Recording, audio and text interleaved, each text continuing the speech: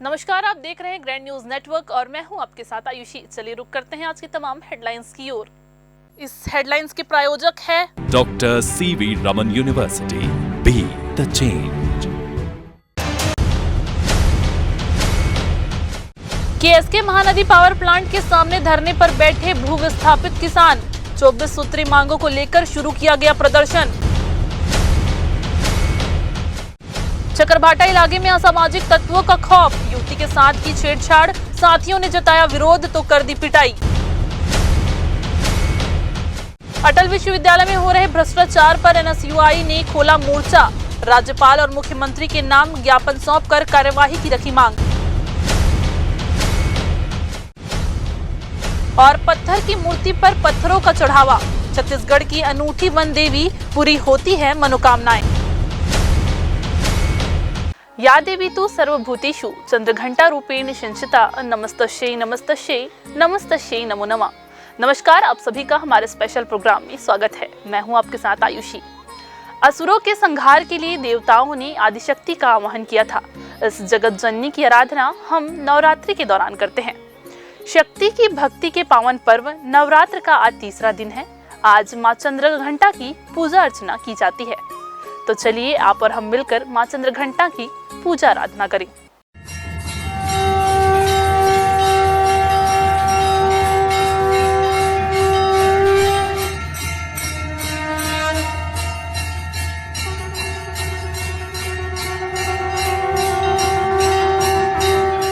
नवरात्रि के तीसरे दिन माँ चंद्रघंटा की पूजा की जाती है।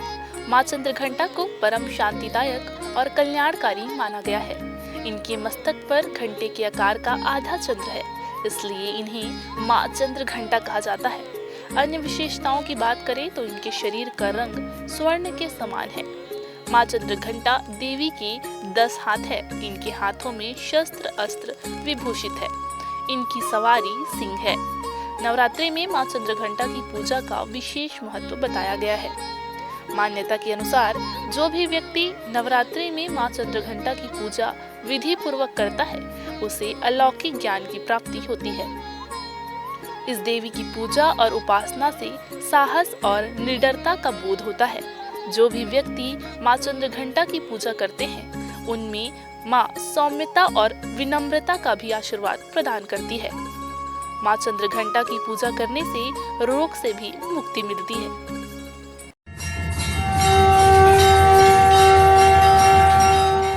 देवी के मंदिरों में दर्शन और पूजा अर्चना के लिए आने वाले भक्त माता के चरणों में फूल अर्पित करते हैं और लाल चुनरी व श्रृंगार का सामान चढ़ाकर प्रसाद से भोग लगाते हैं। हालांकि एक ऐसा मंदिर भी है जहां भक्त माता के सामने फूल या प्रसाद नहीं बल्कि पत्थर चढ़ाते हैं। जी हाँ, ये नवरात्र के तीसरे दिन आपको ले चलते हैं भारत के अनोखे देवी माता के मंदिर में, जहाँ चढ़ाए जाते हैं पत्थर। इस अनोखे मंदिर का नाम है वन देवी मंदिर, जिसे बगदई मंदिर भी कहा जाता है। ये मंदिर छत्तीसगढ़ के बिलासपुर शहर में स्थित है। इस मंदिर से जुड़ी कई मान्यताएं हैं। मंदिर में आने वाले भक्त माता के समक्ष पत्थर चढ़ाते हैं। स्थानीय लोगों का कहना है कि इस मंदिर का इतिहास 100 साल से अधिक पुराना है। यहाँ स्थापित माता की मूर्ति कौन लाया, कहाँ से आई, ये कोई नहीं जानता। लोगों का कहना है कि पहले यहाँ जंगल था, बाद में गाँव का निर्माण किया गया। पेड़ के नीचे माता की प्रतिमा रखी थी, जहाँ छोटे से मंदिर का निर्माण किया गया।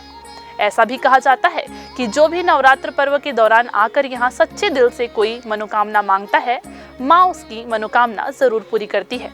मिलता है बाहर में, ये आसपास नज़दीक में तो नहीं है, तो दुकान वाले माने बिन के लाए रहते हैं और ला करके दुकान में बेचते हैं। तो ये पत्थर सिर्फ यही पत्थर चढ़ता है कि और कोई दूसरा पत्थर भी मंदिर में चढ़ता है? नहीं, माता जी को माने केवल यही पत्थर चढ़ता है, जिसको चमर गोटा बोलते हैं इस पत्थर को। भाई इस पत्थर के लिए माता जी ने स्वयं किसी बुजुर्ग को बहुत पहले देख माने कोई भी ला करके मेरे उसमें माने स्थान में 5 पत्थर डालेंगे, उनकी सभी मनोकामना मैं पूर्ण करूंगी, ऐसा करके किसी बुजुर्ग को बहुत पहले मैंने स्वप्न दे रही। तब से यहाँ बिल्कुल माने प्रचलित हो गए, चलन हो गया कि लोग आते हैं 5 पत्थर चढ़ाते हैं और अपनी मन्नत जो है उसे तो ये थी आज की हेडलाइन। चलिए रुक करते हैं आज की खबरों की ओर। बार बार प्रशासन का अवगत कराने के बाद भी भू विस्थापितों का नहीं निकल पाया अब तक कोई हल। यही कारण है कि KSK Mahanadi power plant gate के सामने भू विस्थापित किसानों ने प्रदर्शन कर दिया। पहले भी किसानों ने आंदोलन किया था, लेकिन आश्वासन के अलावा उन्हें कुछ नहीं मिला। इसी बात से नाराज होकर किसानों ने प्लांट प्रबंधन पर मनमानी और तानाशाही करने का आरोप लगाकर मांग मनमानी प्रदर्शन पर उतारू हो गए हैं। भू विस्थापितों की जन से जुड़ी 24 मांगे हैं, जिसे पूरा कराने वे सड़क पर उतर आए हैं। अब देखना ये होगा कि इस मामले में आगे क्या होता है। प्रबंधन एक काम करो, केस के प्रबंधन एक काम करो, केस के प्रबंधन एक काम करो, केस के प्रबंधन एक काम करो, किसान एकता जिंदाबाद, किसान। शुक्रवार को बिलासपुर कलेक्ट्रेट के मंथन सभा कक्ष में केंद्रीय राज्य मंत्री तोखन साहू ने जिला विकास समन्वय एवं निगरानी समिति दीक्षा की बैठक रखी। इस बैठक में बिलासपुर जिले के सभी विधानसभा के विधायक, जिला पंचायत अध्यक्ष सहित जिले के विभिन्न विभागों के अधिकारी कर्मचारी मौजूद रहे। बैठक में केंद्रीय राज्य मंत्री ने विस्तार पूर्वक सभी विभागों की एक कर जानकारी ली। उन्होंने जल संसाधन, बिजली, महिला बाल विकास, जिला शिक्षा विभाग सहित नगर प्रशासन में चल रहे विभिन्न कार्यों की समीक्षा करते हुए यहां के मौजूदा कार्य की स्थिति की जानकारी भी ली। उन्होंने बैठक में कार्यों में लेट लतीफी को लेकर नाराजगी जाहिर करते हुए कहा कि केंद्र सरकार के द्वारा चलाए जा रहे विभिन्न योजनाओं पर लेट लतीफी के कारण परियोजनाएं पीछे चल रही है। इसलिए उन्होंने सभी अधिकारियों को निर्देशित किया कि समय अवधि पर सभी कार्यों को पूरा करें, ताकि सरकार की हितग्राहियों तक जल्द से जल्द योजनाओं को पहुंचने की जो मंशाएं हैं उसे पूर्ण किया जा सके। इस दौरान पीएम श्री योजना में शिक्षकों की नियुक्ति सहित महतारी वंदन योजना में विसंगतियों को दूर करने के दिशा निर्देश भी दिए गए। इसके अलावा इस दौरान विपक्षी विधायकों ने अधिकारियों पर तानाशाही का आरोप लगाया। उन्होंने कहा कि उनके विधानसभा क्षेत्र में सड़कें जर्जर है, बिजली का बुरा हाल है, बारिश के दिनों में स्थिति भयावह रही, लेकिन फिर भी वहां व्यवस्थाओं का सुध लेने कोई नहीं पहुंचा। यही वजह रही कि विपक्षी विधायकों ने इस बैठक में जमकर नाराजगी भी जाहिर की। वहीं केंद्रीय राज्य मंत्री ने अधिकारियों को जनप्रतिनिधियों के द्वारा बताए जा रहे कार्यों को जल्द से जल्द पूर्ण कर उन्हें सुविधा देने के निर्देश भी दिए। दिशा कमेटी की बैठक का जो उद्देश्य है, केंद्र सरकार की योजनाओं के क्रियान्वयन की निगरानी के लिए एक समिति की गठन किया गया है। जितनी भी केंद्र सरकार की योजनाएं हैं उसका 100% लक्ष्य हमको प्राप्त करें, इसलिए आज बैठक की गई। सभी विषयों पर चर्चा हुआ है। हमारे सभी माननीय विधायक और जितने भी जनप्रतिनिधि यहाँ पर उपस्थित हैं और 100% लक्ष्य को पूरा करने के लिए सब रणनीति बनाया गया है। हम हर कार्य को गुणवत्तापूर्वक करें और सभी अधिकारियों को निर्देश दिया गया है कि समय पर तय समय पर कार्य को पूरा करें। इस लक्ष्य को प्राप्त करेंगे। अभी कहाँ तक पहुँचे? अभी भी हमारा जो प्रेजेंटेशन है अच्छा है। एक न्यूज़ बिंदु पर चर्चा हुआ, लगभग 42 बिंदु थे।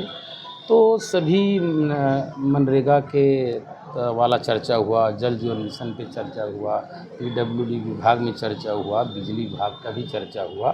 तो कुल मिला के इसमें ये आया सामने कि अधिकारी जो हमारे मुख्य जो ज़िला है बिलासपुर ज़िला, तो यहाँ कार्य ठीक से नहीं हो पा रहा है। सभी जगह भ्रष्टाचार है और कहीं भी धरातल में दिखाई नहीं दे रहा है। जैसे लीजिए हमारे मस्तूरी विधानसभा क्षेत्र के सड़कें हैं, मैंने जो ज़िला में जन समस्या निवारण शिविर हुआ था जोंधरा में और मस्तूरी में, तो वहाँ भी बात रखा था। लगभग 1-1.5 महीना हो गया मेरे को बात रखे, आज तक धरातल में मरम्मत कार्य हमारे सड़कों का नहीं हुआ है। आश्वासन मिला है आपको? आश्वासन मिला है और चर्चा भी अच्छे से हुआ है। सभी हमारे विधायकों ने अपनी अपनी बात रखे हैं। कुल मिला के जो प्रशासनिक रवैया, शासन प्रशासन की रवैया ढीला ढाला नजर आया इसमें। ये बताइए, भी वही स्थिति है और उससे ज़्यादा इस साल जो सड़कें ख़राब हो चुका है, इस साल के बरसात में चलने के लायक बिल्कुल नहीं है। कम से कम 15-20 सड़क हमारे क्षेत्र की, हमने 5-7 सड़कों का जो विशेष मरम्मत का मांग किए हैं वो भी अभी पूरा नहीं किया गया है। केंद्र सरकार की घोषित योजनाएं हैं, उन योजनाओं का क्रियान्वयन पूरे ज़िले में किस तरीके से हो रहा है, सभी ब्लॉकों में किस तरीके से हो रहा है, चाहे वो सुगम प्रधानमंत्री सड़क योजना का मामला हो, चाहे प्रधानमंत्री स्वास्थ्य योजना का मामला हो, चाहे मातारी बंधन योजना का, इन सब चीज़ों को लेकर समीक्षा की गई थी। तो अभी जो आकरण यहाँ पर जो उन्होंने अपनी वो दिया था, उसमें बहुत सारी चीज़ों में खामियां नज़र आ रही थी। हमारे जो केंद्रीय मंत्री और सांसद हैं, उन्होंने इस पर गंभीरता भी बताई कि अधिकारी इसको गंभीरता से लें और जनप्रतिनिधियों की बात को सुनाया जाना चाहिए। और मुझे लगता है कि कहीं ना कहीं क्रियान्वयन में कुछ ना कुछ कमजोरी है, इसको लेकर बात हुई। और चूँकि ये बैठक हर 3 महीने में एक बार होनी थी, इस बार 1.5 साल में हुई है। मुझे लगता है कि जब अगली बैठक होगी तो इसकी समीक्षा बहुत अच्छे से की जाएगी, ताकि उसका क्रियान्वयन सही हो और लोगों को उसका लाभ मिल सके। लगातार जनप्रतिनिधि लोगों के पास आम आदमी भी आ रहे हैं। अभी नवरात्रि का समय है, रतनपुर आने वाली सभी सड़कों की स्थिति, चाहे RMKK रोड हो, चाहे कोटा रतनपुर रोड हो, या कोरबा से आने वाली रोड हो, तो कहीं ना कहीं उसकी सड़कों की स्थितियां खराब है। पता नहीं जिस काम को अधिकारियों को 20 दिन पहले कर लेना चाहिए था, टेंडर के काम कर लेना चाहिए था, ताकि नवरात्रि के समय सड़कें अच्छी हो जाएं, आमजन को सुविधा।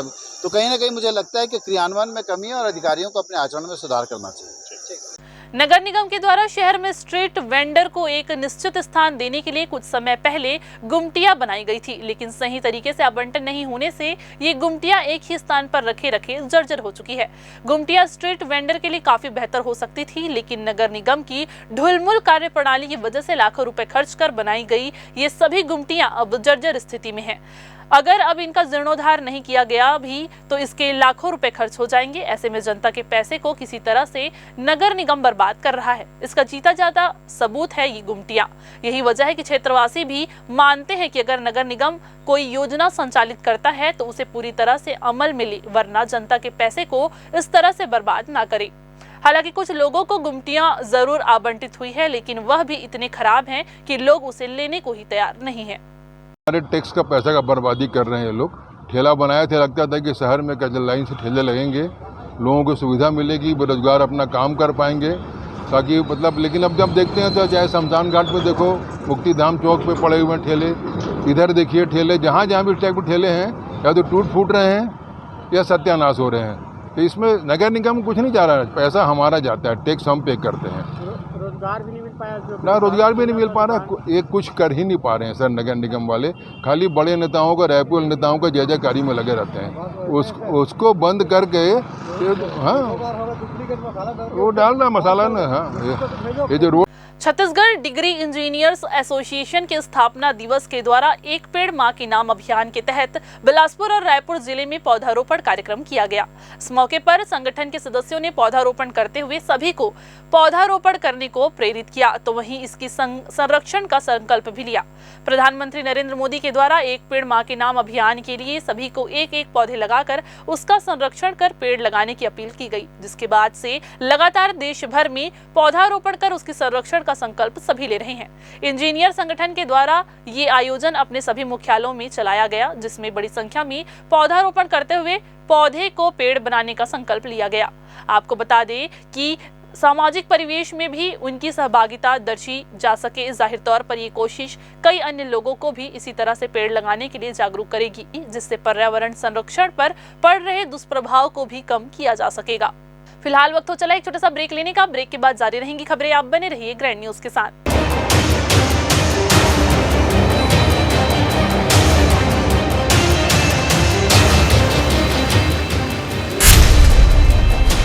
Dr. C.V. Raman University offers high-quality education to students, particularly those from difficult geographical areas of central India.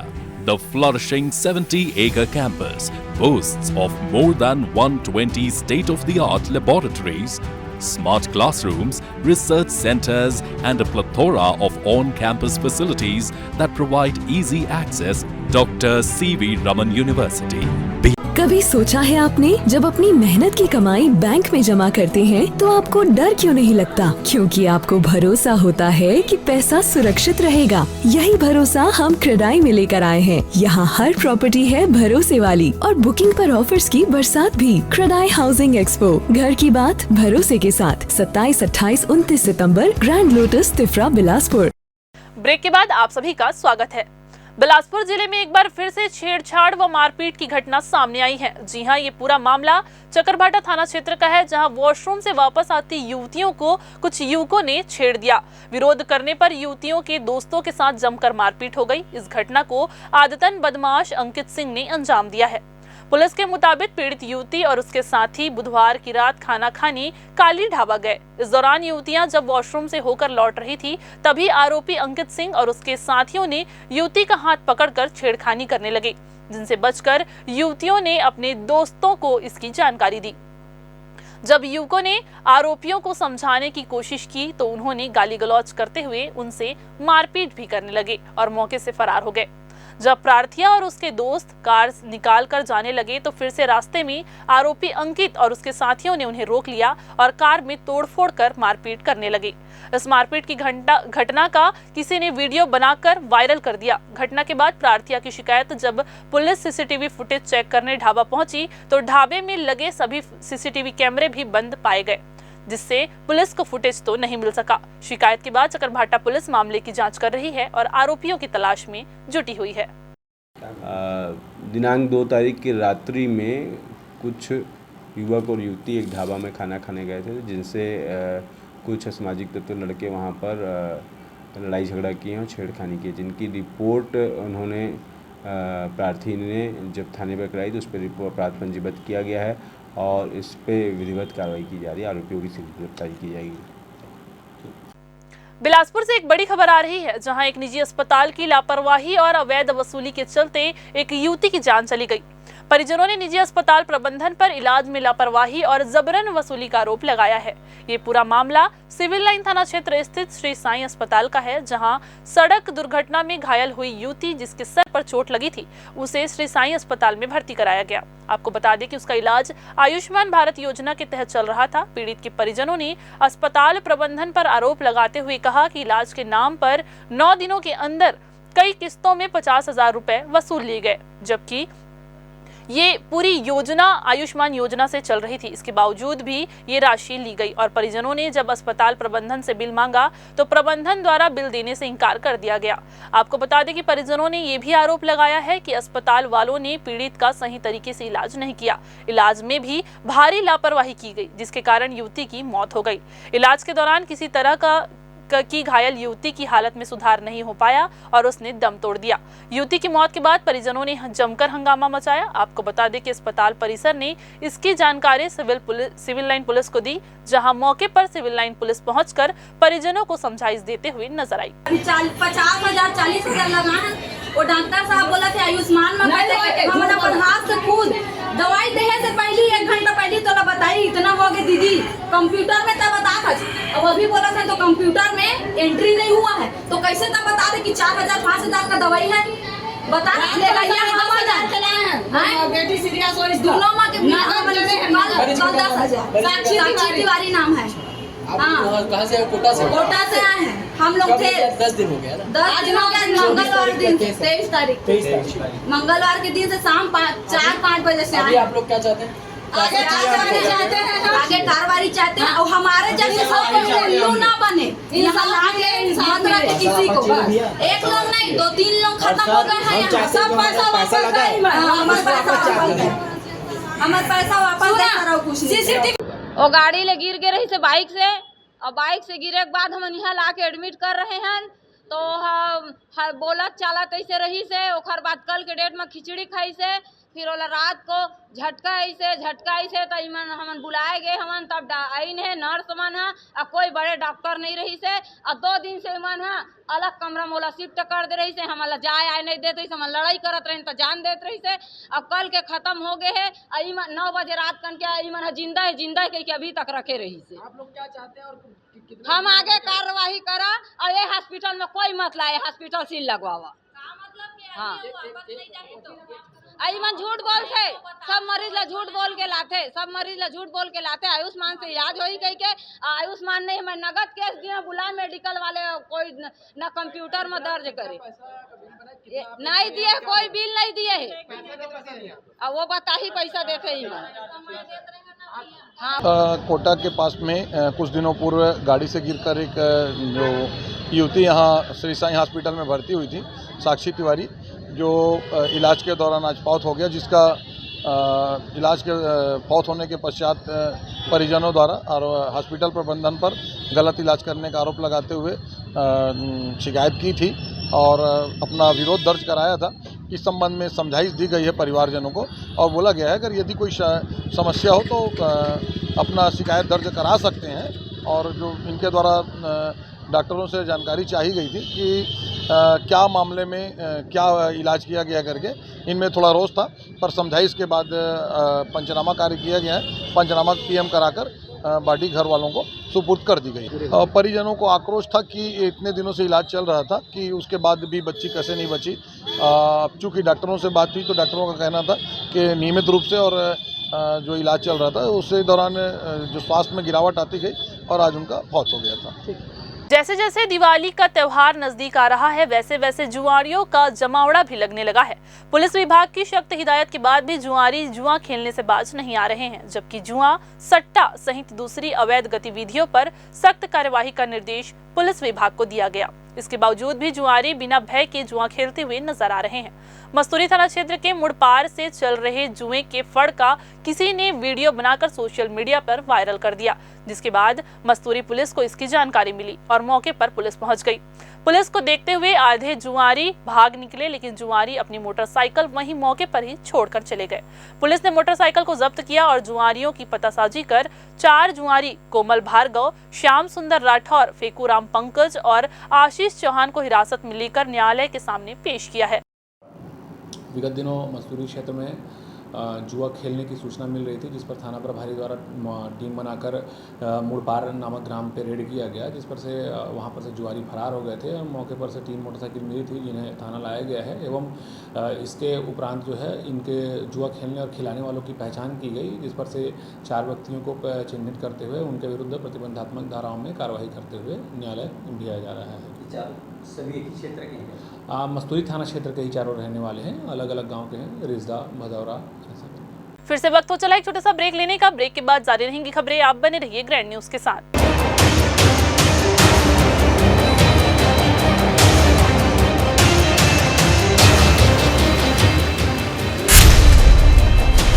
Dr. C.V. Raman University offers high-quality education to students, particularly those from difficult geographical areas of central India. The flourishing 70-acre campus boasts of more than 120 state-of-the-art laboratories, smart classrooms, research centers, and a plethora of on-campus facilities that provide easy access. Dr. C.V. Raman University. कभी सोचा है आपने, जब अपनी मेहनत की कमाई bank में जमा करते हैं तो आपको डर क्यों नहीं लगता? क्योंकि आपको भरोसा होता है कि पैसा सुरक्षित रहेगा। यही भरोसा हम क्रेडाई में लेकर आए हैं। यहाँ हर प्रॉपर्टी है भरोसे वाली और बुकिंग पर ऑफर्स की बरसात भी। क्रेडाई हाउसिंग एक्सपो, घर की बात भरोसे के साथ 27, 28, 29 सितम्बर, Grand Lotus, Tifra, Bilaspur. Break के बाद आप सभी का फिर से स्वागत है। बिलासपुर मंडल प्रशासन ने ट्रेनों के ट्रैवलिंग टिकट एग्जामिनर कर्मचारियों को वॉकी टॉकी उपकरण प्रदान किया है।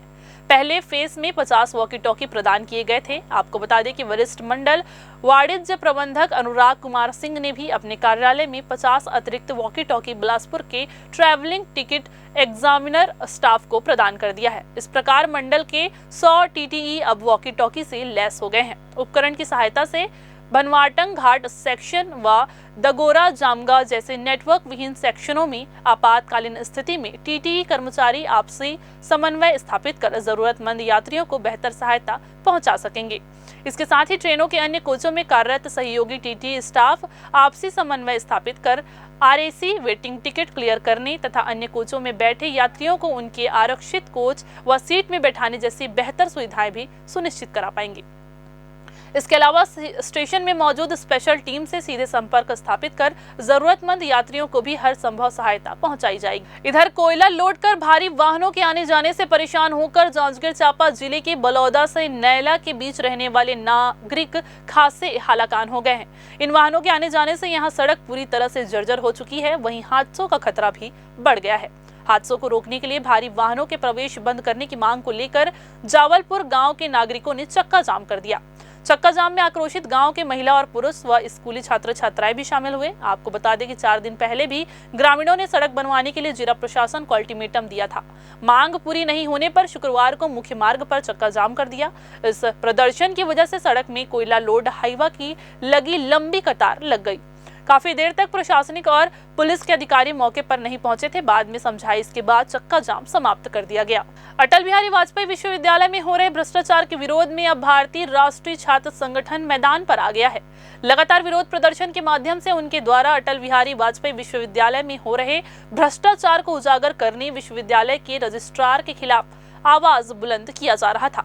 इसी कड़ी में शुक्रवार को भारतीय राष्ट्रीय छात्र संगठन के महासचिव के द्वारा बिलासपुर कलेक्टर को ज्ञापन सौंपकर विभिन्न बिंदुओं पर ध्यान आकर्षित कराया गया।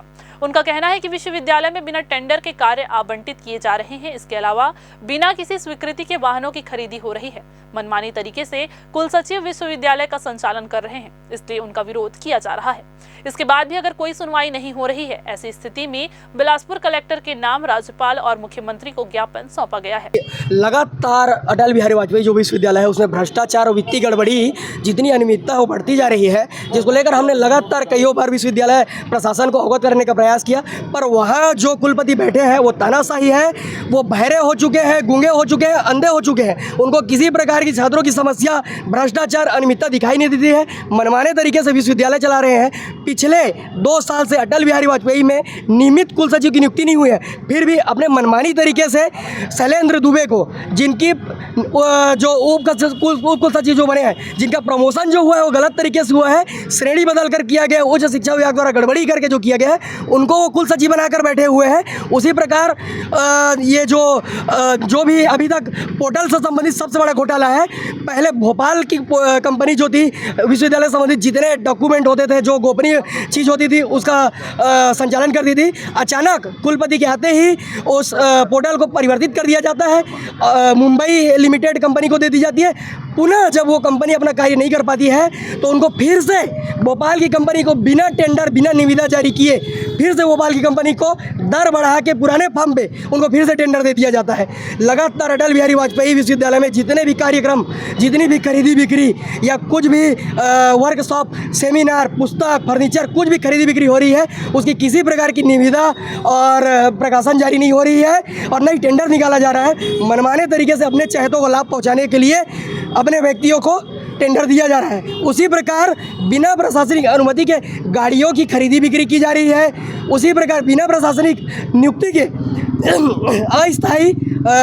अस्थायी जो कर्मचारी होती है उनकी नियुक्ति की जा रही है। इस प्रकार से लगातार बड़े स्तर में अटल बिहारी वाजपेयी विश्वविद्यालय में धांधली चल रही है। ये क्या आप लोग क्या अल्टीमेटम देंगे, क्या करेंगे? हम आज कलेक्टर साहब के माध्यम से माननीय राज्यपाल और माननीय मुख्यमंत्री छत्तीसगढ़ को आज अवगत कराना चाहते हैं कि आपके क्षेत्र अधिकार में रहने वाले बिलासपुर यूनिवर्सिटी में अवैध रूप से अनियमितता बरप रही है और बड़ी संख्या में भ्रष्टाचार हो रही। आप इस पर रोक लगाइए और हम छात्रों की पुकार सुनिए और आप यहाँ नियमित कुल सचिव की नियुक्ति कीजिए। नियमित कुल सचिव की नियुक्ति होगी तो ये जो धांधली है कुलपति की वो ऑटोमेटिक बंद हो जाएगी।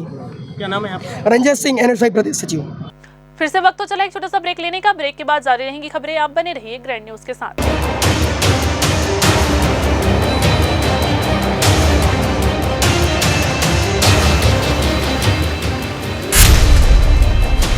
Dr. C.V. Raman University offers high-quality education to students, particularly those from difficult geographical areas of central India.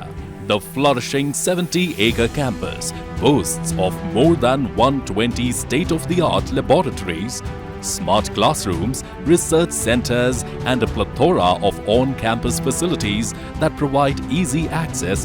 Dr. C.V. Raman University.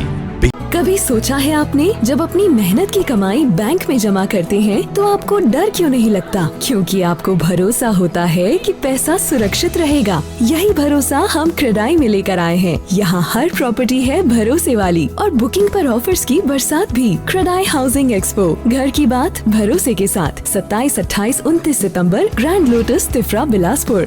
Break के बाद आप सभी का एक बार फिर से स्वागत है। गुरुवार से शारदीय नवरात्रि की शुरुआत हो चुकी है। माता की भक्ति में अगले 10 दिनों तक भक्त लीन रहेंगे। पुराना अरपा पुल के पास रिवर व्यू में नवरात्रि के पहले दिन महाआरती का आयोजन किया गया। इस दौरान दीपों से यहां अरपा मैया का विशेष श्रृंगार कर मौजूद लोगों ने अरपा मैया की आरती की। विभिन्न माध्यमों से माता की आराधना कर उनका आशीर्वाद प्राप्त कर रहे हैं। शुक्रवार को भी देवी मंदिरों में जहां सुबह से ही माता के भक्त उनका आशीर्वाद लेने पहुंचते रहे। प्रति वर्ष नवरात्र के शारदीय नवरात्र के प्रथम दिवस पे हम मां अरपा को नवरात्र की पहली स्वरूपा मां अपर्णा के रूप में, मां पार्वती के रूप में पूजते हैं। और जिस तरह से गंगा मैया की आरती होती है तटों पे, उसी तरह से यहाँ पे हम प्रतिवर्ष गंगा मैया के ही तर्ज पे माँ अरपा की महाआरती का आयोजन करते हैं, जिसमें बिलासपुर वासी ही नहीं बल्कि दूर दूर से भी लोग आते हैं। रायपुर से भी लोग आते हैं, कुछ लोग कोई मुंगेली, तखतपुर सबसे आते हैं और यहाँ पर आकर के ये एक पर्व का रूप लेने लगा है। 8 वर्ष पहले हम लोग कुछ ही लोग मिलकर किया करते थे, अब ये एक बहुत बड़ा पर्व के रूप में आगे आएगा। और साथ में हमारी सबसे ये विनती है कि ये सिर्फ अरपा नदी नहीं है, अरपा हमारी माँ है, जीवन दायिनी है, इसके बगैर हमारा जीवन जीना मुश्किल है। सबसे महत्वपूर्ण बात यह है कि जिस भी शहर या गांव से या जहाँ पे मोहल्ले जहाँ से नदी बहती है, वो जगह बहुत ही परिपूर्ण होता है सौंदर्य से, प्रकृति से। यह हमारा सौभाग्य है कि अरपा मैया आज यहाँ पे स्थापित है। और सभी से निवेदन है कि अरपा मैया को गंदगी ना करें, अरपा मैया को अपनी माँ स्वरूपा समझकर इसको गंदगी ना करके हुए साफ करें और साफ रखने का कोशिश करें और अवैध रेत उत्खनन ना हो, यही सरकार से हमारी मांग है। श्याम मोहन दुबे, अरपा अर्पण महाअभियान। पुरानी परंपराओं को यथावत रखने का प्रयास हर साल निरंतर जारी है। यही वजह है कि नवरात्र के प्रारंभ होने के साथ ही देश भर में रामलीला मंचन की शुरुआत हो जाती है। बिलासपुर में भी यहाँ ये परंपरा कई वर्षों से चली आ रही है, जो आज भी उसी तरह से जारी है। रेलवे परिक्षेत्र का रामलीला बिलासपुर की पहचान बन चुका है। हिंदुस्तानी सेवा समाज के द्वारा पिछले 74 वर्षों से यहाँ लगातार रामलीला का मंचन किया जा रहा है। आसपास के लोगों के अलावा दूर दूर से भी दर्शक इस रामलीला मंचन को देखने पहुंचते हैं। रामलीला और दशहरा उत्सव समिति का आयोजन 3 अक्टूबर से 12 अक्टूबर तक किया जा रहा है। 9 दिनों तक रामलीला मंचन के बाद 10वें दिन रावण के पुतले का दहन किया जाएगा। बिलासपुर जिले के अकलतरी ग्राम से पहुंचे रामलीला मंडली के द्वारा यहां भगवान श्री राम के बाल्यकाल से लेकर रावण दहन तक का मंचन किया जाएगा। गुरुवार को रामलीला की औपचारिक शुरुआत हुई, जहां हिंदुस्तानी सेवा समाज के सदस्यों ने रामलीला मंचन के कलाकारों का आरती उतार और पुष्प वर्षा कर स्वागत किया। रेलवे परिक्षेत्र का यह रामलीला मंचन इसलिए भी प्रसिद्ध है क्योंकि आजादी के समय से यहाँ रामलीला का मंचन होते आ रहा है।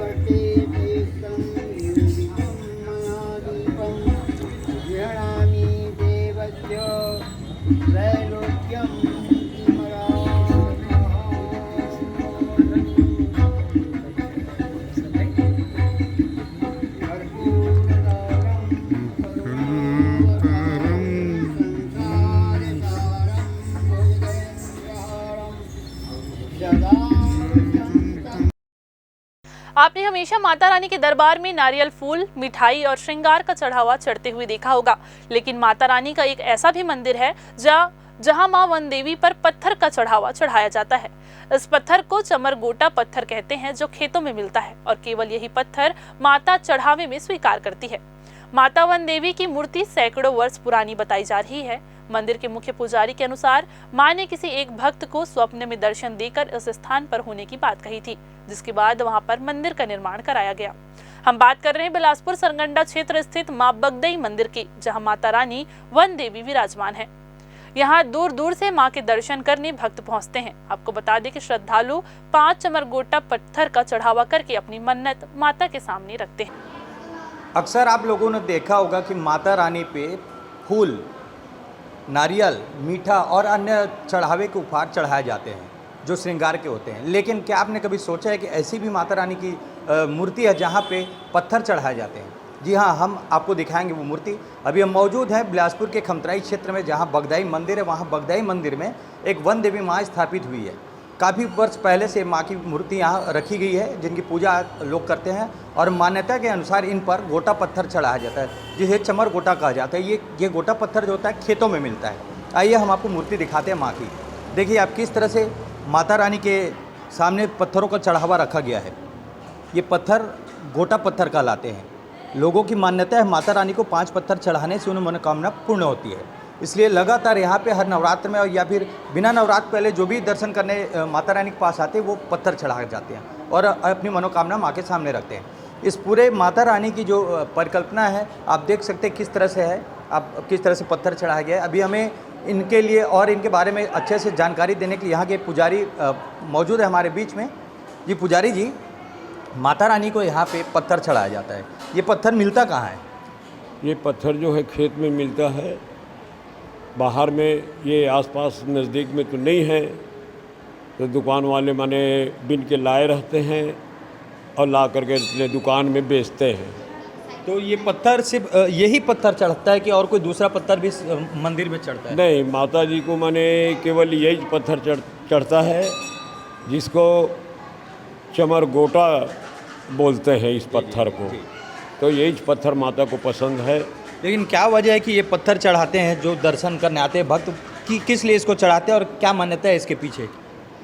भाई इसको इस पत्थर के लिए माता जी ने स्वयं किसी बुजुर्ग को बहुत पहले देख माने कोई भी ला करके मेरे उसमें माने स्थान में 5 पत्थर डालेंगे, उनकी सभी मनोकामना मैं पूर्ण करूंगी, ऐसा करके किसी बुजुर्ग को बहुत पहले मैंने स्वप्न दे रही।